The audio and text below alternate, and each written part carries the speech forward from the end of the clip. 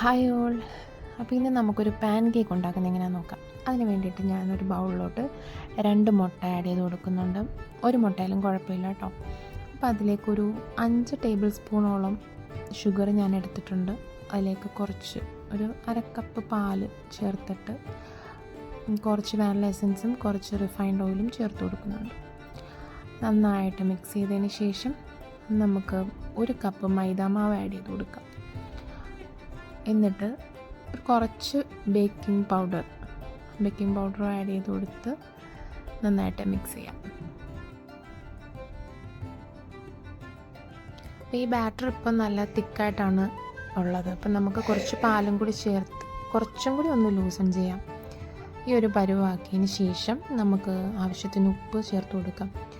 ഉപ്പ് സ്കിപ്പ് ചെയ്യാതെ ചേർക്കണം, എങ്കിലേ നമ്മുടെ ആ ഒരു മധുരം ഒന്ന് ബാലൻസ്ഡ് ആവത്തുള്ളൂ.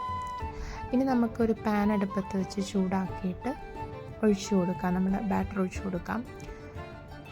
ഫ്ലെയിം ലോയിലായിരിക്കണം, ലോ ഫ്ലെയിമിലിട്ട് കുക്ക് ചെയ്യുക. ഇതേപോലെ ബബിൾസ് വരുമ്പം തിരിച്ചിട്ട് കൊടുത്ത് എല്ലാം ചുട്ടെടുക്കുക.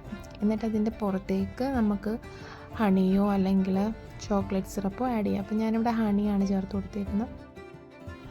അപ്പോൾ ഹണിയൊക്കെ ഒഴിച്ചു കൊടുത്തതിന് ശേഷം നമുക്ക് കട്ട് ചെയ്തോ അല്ലാണ്ടോ നമുക്ക് സെർവ് ചെയ്യാം. അപ്പോൾ ഇത് നമ്മൾ ഈ ഒഴിക്കുന്ന ഹണിയൊക്കെ നമ്മുടെ പാൻ കേക്ക് വലിച്ചെടുക്കും കേട്ടോ. അപ്പം നമ്മൾ കഴിക്കുന്ന ടൈമിൽ അതിൻ്റെ ഒരു ജ്യൂസി ഫീൽ കിട്ടും.